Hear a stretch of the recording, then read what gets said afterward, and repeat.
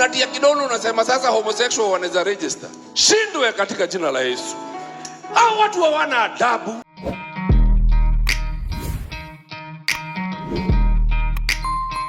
Welcome to IFAC's #1 stop to entertainment and trending news. Now, if there's a conversation that is currently trending even at #1 is #say no to LGBTQ in Kenya. Now, this is after the Supreme Court ruled in favor of LGBTQ plus persons in their quest to officially register a non-governmental organization. In its verdict delivered by 5-judge bench on Friday, February 24th, the Supreme Court castigated the NGO's coordination board for refusing to register phone names for an LGBTQ organization on the grounds that same-sex marriage is outlawed in Kenya.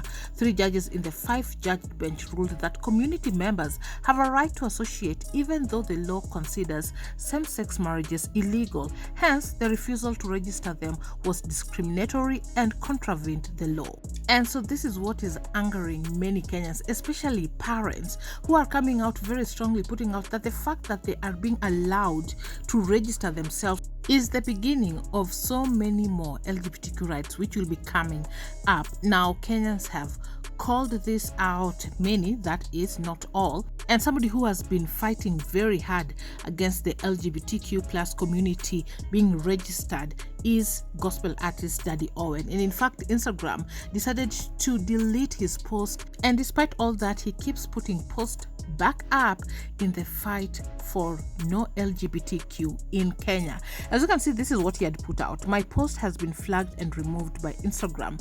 These are the measures they take to threaten, intimidate, and browbeat people. I will not relent. Next is they will take away my social media accounts and handles.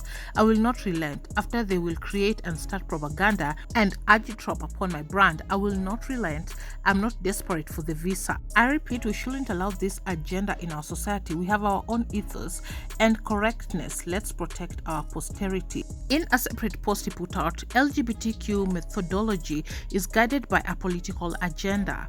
Through my research, I have not found one proven fact that it is natural. It does not exist in mammalian biology. It's either you are male or female. Let's not interlace things. The agenda is based on preferences and feelings culminating to rights rather than biological facts and reality. Your feelings do not define your reality. God does. The LGBTQ community complain about freedom of speech, yet they are so quick to pull down my post. Why? If quoting the Bible to condemn a sin is referred as hatred, then they should know I will not stop quoting the Bible. It is the word of God. Sexual desires and preferences shouldn't be forced down our throats. We rebuke it the same way the Bible condemns any other sin like wickedness, greed, envy, deceit, etc. We don't hate anyone, we hate the sin, and we are calling out the sin. We are praying for them. The West colonized our great-great-grandfathers. History taught us that some resisted and some collaborated. We shall resist. They should be cautioned. This is New Africa. We shall not be colonized by sexual preferences and manipulation. We will stand in the gap to fight our ethos and posterity. He finished his statement by saying, if we are blocked on social media, we will go to the streets, churches, villages, schools, and on the rooftops. Say no to LGBTQ in Kenya. Now, speak about blocking on social media. There are already those who have already taken to the streets, and today there was a demonstration. Say no to LGBTQ in Kenya. Now, the church has also decided to join the conversation. CITAM put out a statement in regards to the ruling. Also, Association of Pentecostal and Evangelical Clergy of Kenya also put out a statement in regards to this LGBTQ plus community conversation that is currently going on. And I want us to listen to a preaching that also happened in church still on this matter. Mungu anakupatia akili, unakuwa judge. Unakaa kwa ofisi, uko na bodyguard, uko na gari na unalipwa na taksi yetu. Alafu unachukua kalamu ya serikali Mungu alikupatia. Unatia kidole unasema sasa homosexual wanaweza register. Shindwe katika jina la Yesu. Hao watu hawana adabu. Yaani watu wamewacha kuogopa Mungu. People no longer afraid of God. Kwani hausoma Bible gani? Ama hizo Bible zinaka Genesis? Kwani hawajawahi hapo mahali Sodom na Gomora imeandikwa moto iliwaka? Ikatoka mbinguni, moto. Wewe si uingize kidole kwa, hebu wewe tu washe kando uingize kidole usikie. usichome moto mzima hapa tu, tip of hiyo kidogo, usikie ile uchungu mtu usikia, alafu unacheza na Mungu. The conversation is also being echoed loud on Twitter. As you can see, some of the tweets that people are putting out: protect our children, say no for LGBTQ. Moses Wetangula also spoke about it. Another tweet here, as you can see: Kenya's future is at stake as LGBTQ dangerous groups are allowed to operate with impunity. It's time to take a stand and protect our generations to come.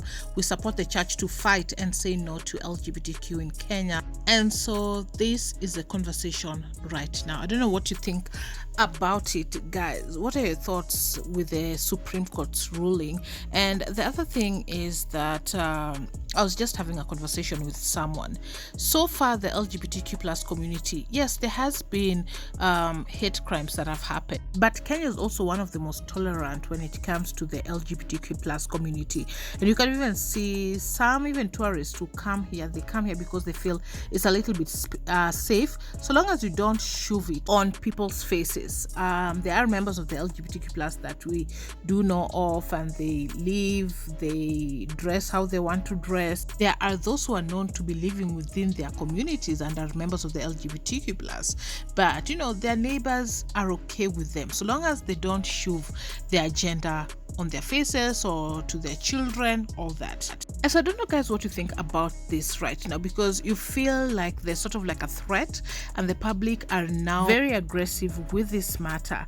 But the moment they saw that this is going to be put on paper, the LGBTQ plus community will be allowed to register themselves. Now this is when we see that there's a very big resistance, and I don't know if this will really be safe for the members of the LGBTQ plus community, because I feel this might lead people to take matter in their own hands to pass a message. So I feel like right now even the members of the LGBTQ plus community really need to tread carefully, because now that the emotions are very, very high and you can see the conversations that people are putting out, there will be bad people who might want to do them harm.